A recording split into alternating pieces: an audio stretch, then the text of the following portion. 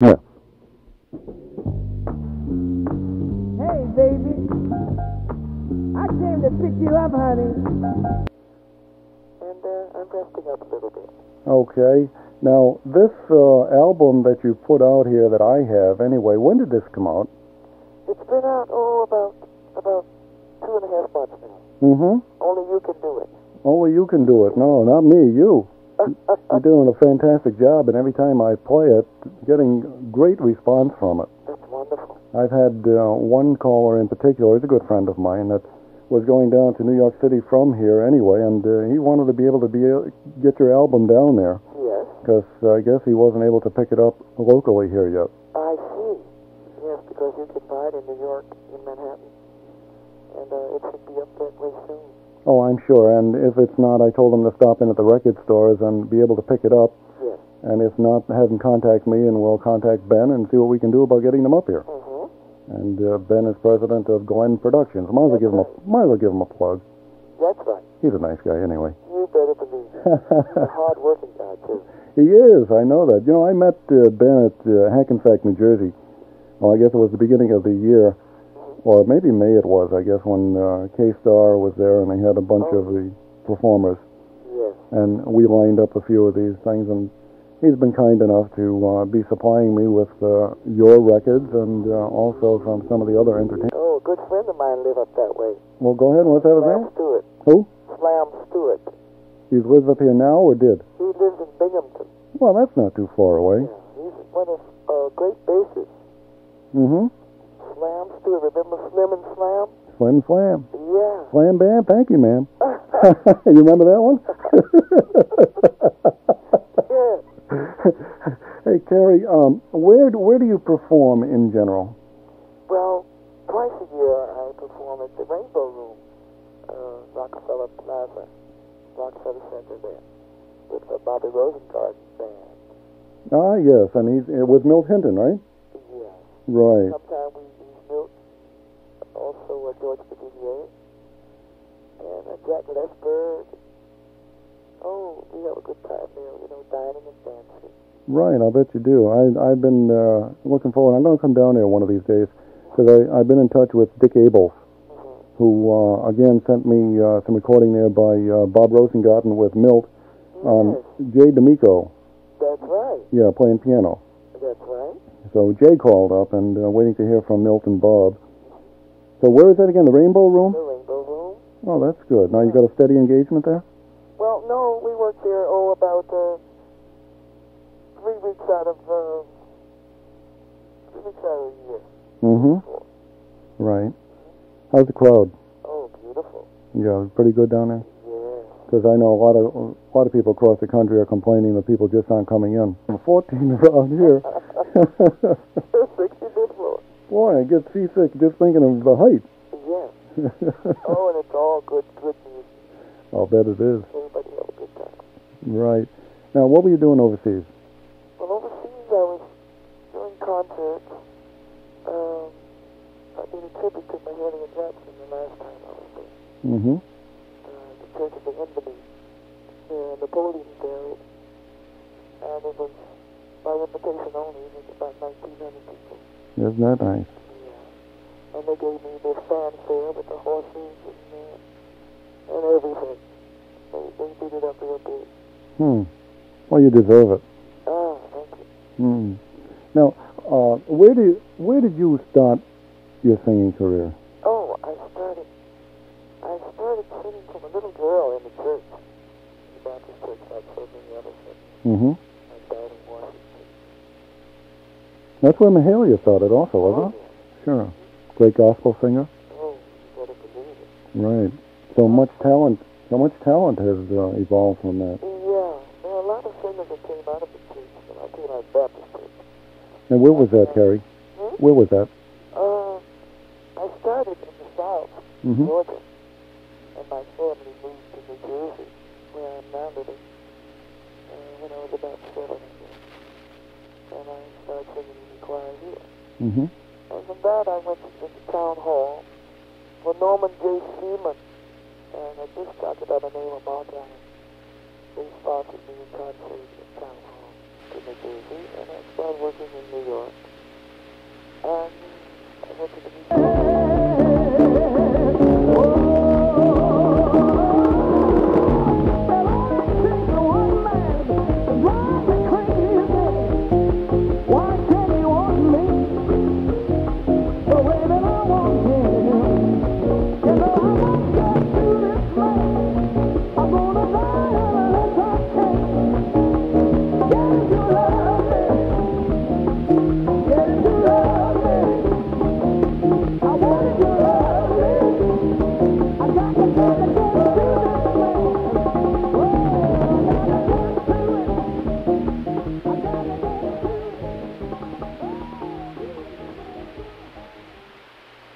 Now, Carrie, can you remember back to your first recording? Oh, my first recording. I guess it was 61, I believe. It was just with the choir. But my professional first recording was recorded in France. Really? Yeah. And what was the reason for that? Well, because the type of music that I was doing, they call it jazz. It's very hard to get a record in the United States. And the people in France, they are recording some of the greatest musicians in the world today. Records that you can't even do here in the United States. Get them over there by any artist you can name. It's Northfield, all famous fellows. Well, I'm getting some of them because I've gotten to know some of the presidents of the record companies, and they're sending them to me. But I noticed, too, that Nancy Wilson went over to Japan to record. And I guess it's much less expensive over there to do that. But I think there's a lot of good stuff coming out of Switzerland, too, if I'm not mistaken. I know West Germany is putting some out. I have some from Radio Frankfurt, as a matter of fact, and England.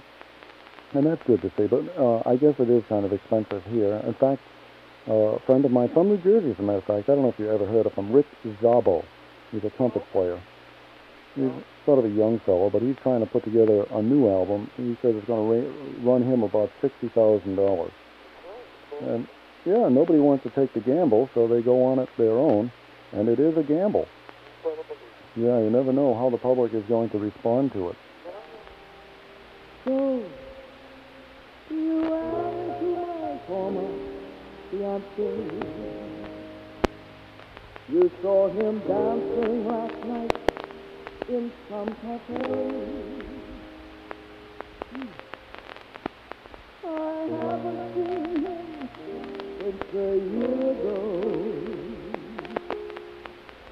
And there are so many things I'm dying to know.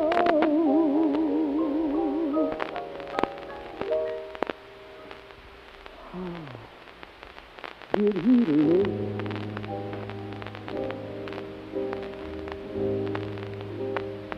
Did he be happy? While they were dancing, did he whisper things in her ear?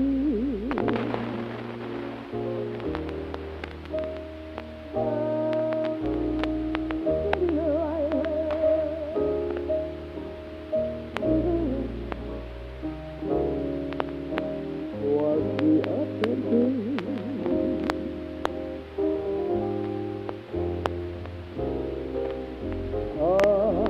You know he used to do that. He used to do the same thing for me.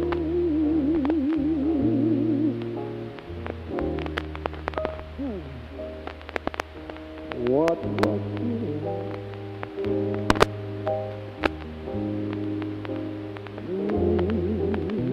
Was he attractive?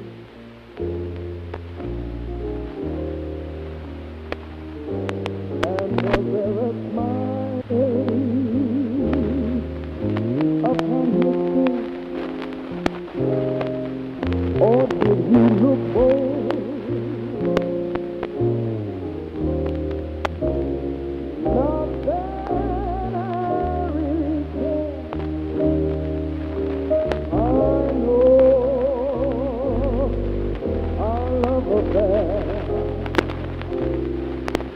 and never be.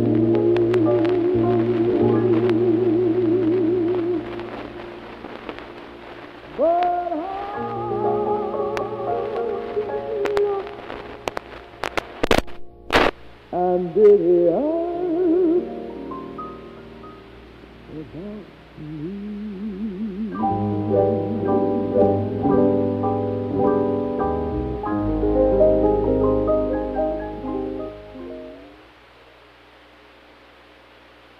Carrie, he looked lousy, but boy, did he ask about you.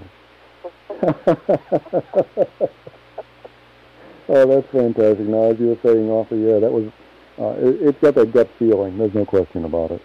Now, that's your group in the background, right?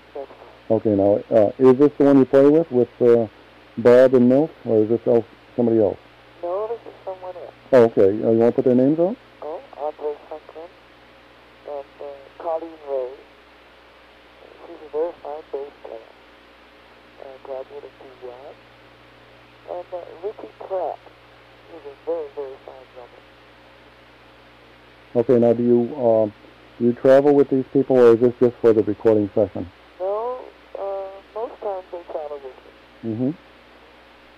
Well, I don't know where we're getting some feedback. It might be from me or from you, or I don't know. All the phone company knows they're back in action anyway. Now, you say on this album, most of this was written for you? Yes, by a young lady by the name of Gladys Young. Every song is written for me. Except How Did He Look? Now, that song has been recorded, I guess about over 100 times. Right. Good time. There's only to be talking with that songwriter.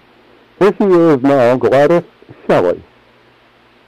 It's a great pleasure to talk to the famous Mr. Lisker. To tell you that all New York is very aware of WIBX in Utica, and Mr. Lisker especially. Oh boy, no wonder we couldn't get that connection on here.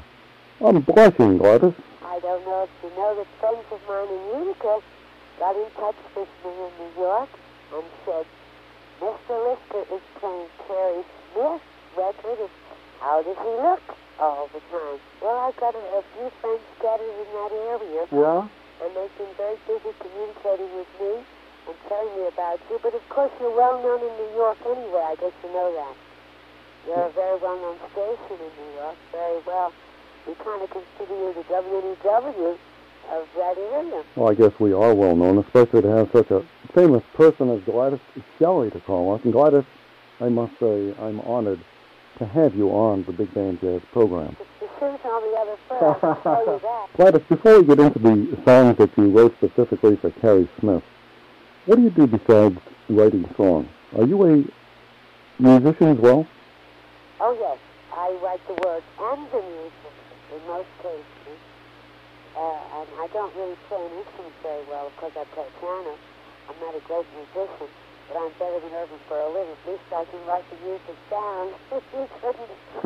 And do you find the piano the best instrument for composing songs? I think that any instrument will do for anybody who's a composer. They can compose on anything, and if necessary, have someone else put the notes down for them if they hear it in their head. I wrote the song that made Rod McKean famous, for instance, and he now writes songs, but when I first met him, he could not play any instrument, but he could hum a tune to a musician who would write it down for him. Mm-hmm. Irving Berlin had a gentleman that would do that for him all his life, and he also had a piano that would play automatically the key he wanted to be in. Do you have a lot of composers in Utica? Yes, I believe we have quite a talented audience out there. I have some manuscripts from one person in particular, as a matter of fact, who's an avid fan of Elvis Presley. Now, what he really wants to know